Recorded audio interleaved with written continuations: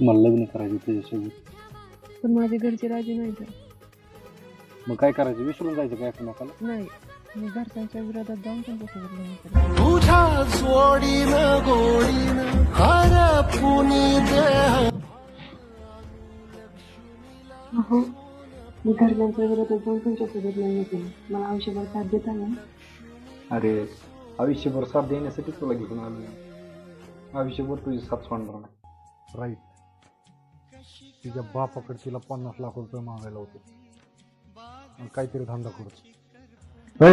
अहो, तिच्या बापाकडून 50 लाख रुपये मागून घे. ते कुठनं देतील तुम्हाला एवढे मोठे पैसे?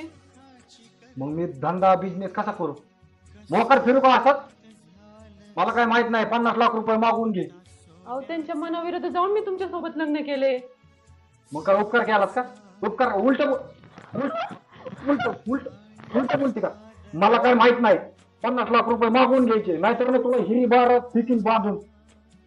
50 लाख रुपये मागून घे. आता घरच्यांच्या मनाविरुद्ध लग्न केलं. मी आई वडिलांसोबत तर बोलू शकत नाही.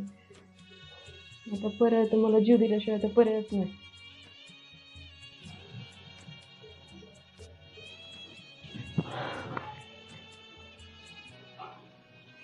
मी जर आत्महत्या केली तर यात माझा काहीच साध्य होणार नाही.